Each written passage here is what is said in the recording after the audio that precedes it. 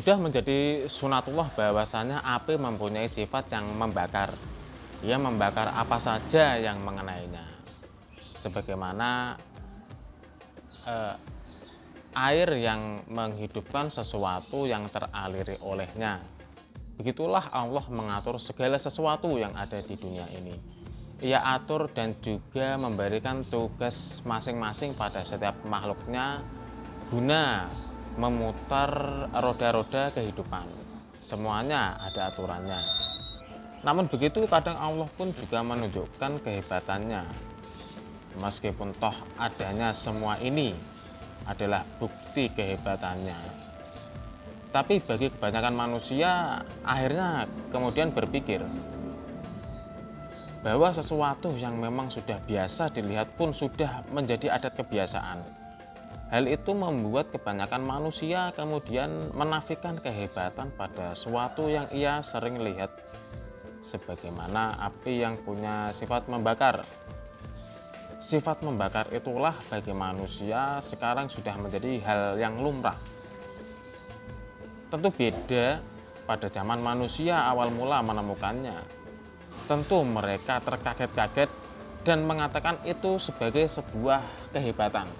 Maka dari itu Allah mengingatkan kita lagi akan kehebatannya dengan memperlihatkan beberapa kisah di mana kisah itu tak masuk akal kita.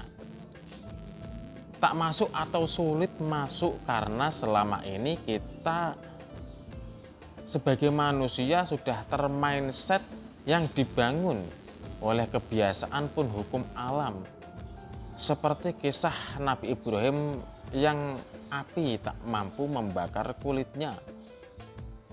Sebagaimana ada kisah serupa sebagaimana berikut. Pada satu hari ada seorang laki-laki yang bekerja sebagai seorang pandai besi yang tangannya dengan memegang besi panas yang dibakar keluar masuk di dalam api. Tak sedikit pun api itu membakar kulit tangannya. Di sisi lain ada satu orang yang penasaran tentang cerita itu dan ingin melihat sendiri kebenarannya. Apakah benar seorang pandai besi itu tak mampu dibakar oleh api ataukah hanya sihir belaka? Maka begitu orang yang ingin membuktikan kebenarannya itu sampai ke tempat pandai besi itu, ia mengamatinya dengan seksama sampai pandai besi itu selesai dari kerjaannya. Ternyata memang benar bahwa pandai besi itu kebal api. Orang itu kemudian menghampiri pandai besi lalu uluk salam padanya dan mengutarakan keinginannya untuk bermalam di rumahnya. Setelah mendengarnya, pandai besi itu pun menjawab, "Oh iya, dengan senang hati mari kita pulang ke rumahku." Sesampainya di rumah pandai besi, dihidangkanlah untuk orang tadi makanan. Kemudian dilanjutkan sampai malam. Orang tadi pun yang ingin membuktikan kebenarannya bergumam dalam hati. Si pandai besi ini hidupnya seperti orang biasa. Ia hanya melaksanakan sholat fardu, tak pernah menambahinya dengan kesunahan-kesunahan. Lalu ia pun tidur sampai subuh. Apakah ia sengaja menutupi amalnya dariku? Itulah gumamnya. Malam kedua, orang itu kembali mengamati pandai besi tersebut dengan lebih seksama dan tak ada bedanya dengan malam sebelumnya.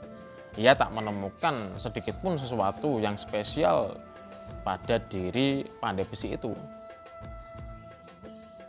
Hingga membuat orang yang ingin membuktikannya itu hilang kesabarannya. Dan kemudian bertanya pada si pandai besi. Ia menanyakan sesuatu yang membuatnya penasaran. Ia berkata, "Wahai saudaraku, sungguh aku telah mendengar sesuatu." Maksudnya adalah kebal api. Yang mana Allah memuliakanmu dan aku sudah melihat sendiri dengan jelas. Lalu aku juga sudah melihatmu dengan menginap beberapa malam di rumahmu. Dan aku tak melihatmu Sebagai orang yang memperbanyak amal kebaikan pun engkau hanya sholat fardu, tak pernah sekalipun melakukan sholat-sholat sunnah. Disitulah kemudian aku bertanya, wahai saudaraku, dari mana engkau mendapatkan martabat atau derajat seperti ini? Maksudnya adalah kebal api. Setelah mendengarnya, si pandai besi itu pun kemudian menjawab, wahai saudaraku, aku punya cerita ajaib dan sesuatu yang aneh. Aku ini punya tetangga perempuan cantik dan aku mencintainya dari dulu. Sudah tak terhitung banyaknya aku merayunya dan selalu gagal karena ia sangat wiroi. Sampai pada suatu ketika musim paceklik datang, tak ada makanan, banyak manusia pada kelaparan. Pada satu hari aku duduk di dalam rumahku. Terdengar suara ketukan pintu. Aku pun keluar untuk melihatnya, siapa yang mengetuk pintu rumahku. Ternyata yang mengetuk adalah tetanggaku tadi. Di balik pintu, tetanggaku itu berkata, wahai saudaraku, aku sedang kelaparan, apa engkau punya makanan? Aku pun menjawabnya, apakah engkau tak tahu bahwa aku mencintaimu? Aku tak akan memberimu makanan sampai engkau memungkinkanku untuk memilikimu sepenuhnya. Ini maksudnya adalah diajak berhubungan begituan. Tetanggaku tadi menjawab, mending mati daripada harus bermaksiat.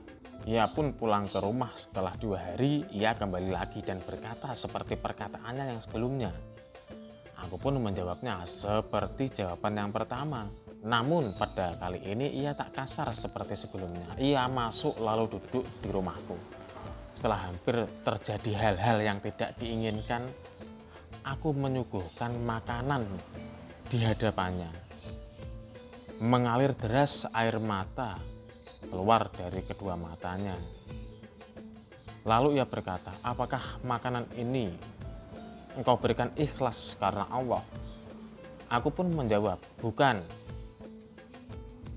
Aku tidak ikhlas. Aku memberikanmu karena ingin engkau memungkinkanku untuk memilikimu sepenuhnya. Tetanggaku itu pun kemudian berdiri, tak makan sedikit pun makanannya, lalu keluar rumah untuk pulang. Setelah 2 hari terdengar suara ketukan pintu rumahku lagi.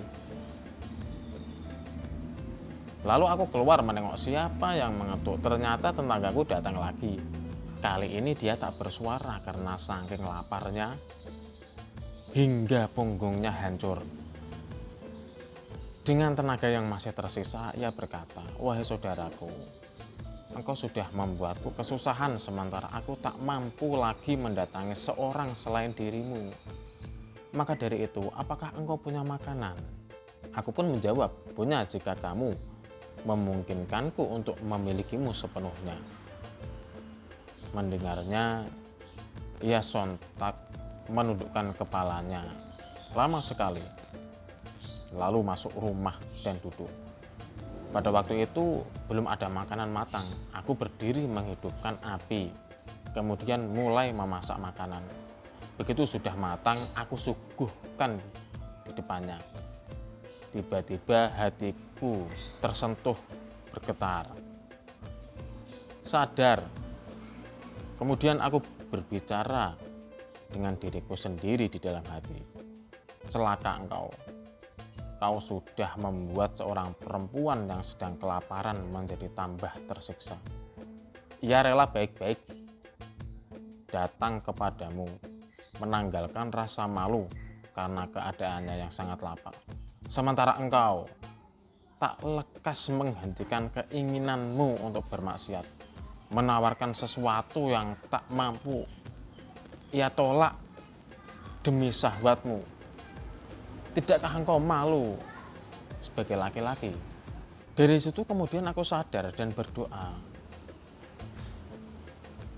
ya Allah, aku bertobat kepadamu dari segala dosa-dosaku. Sungguh aku tak akan mencoba mendekatinya selamanya karena ingin bermaksiat. Lalu aku pun masuk rumah. Ia masih tak mau makan. Aku berkata kepadanya, makanlah, tak usah takut. Aku ikhlas memberimu karena Allah. Ketika ia mendengar perkataanku, ia mengangkat kepalanya ke langit dan berkata, "Ya Allah, apabila yang ia omongkan tadi benar, maka lindungilah dirinya dari api yang ada di dunia dan juga akhirat." Kemudian aku meninggalkannya agar ia memakan. Aku berdiri untuk menghilangkan bekas api yang dibuat masak tadi. Tak sengaja ada bara api jatuh di telapak kakiku. Anehnya aku tak apa-apa. Kemudian aku masuk rumah dengan keadaan gembira sekali dan berkata kepadanya, "Bergembiralah, Allah sudah mengabulkan doamu." Mendengarnya, kemudian ia makan 1 sendok makan dari tangannya, lalu ia bersujud bersyukur kepada Allah dan berkata, "Ya Allah, Engkau sudah memperlihatkanku sesuatu yang kuinginkan pada diri lelaki ini. Maka ambillah nyawaku sekarang." Kemudian Allah mengambil rohnya dengan keadaan sujud. Ia pun meninggal dalam keadaan sujud. Inilah ceritaku, wahai saudaraku, mengapa Allah sampai memberikan derajat yang sedemikian luhur padaku. Begitulah mereka berdua mengakhiri percakapannya. Wallahu a'lam.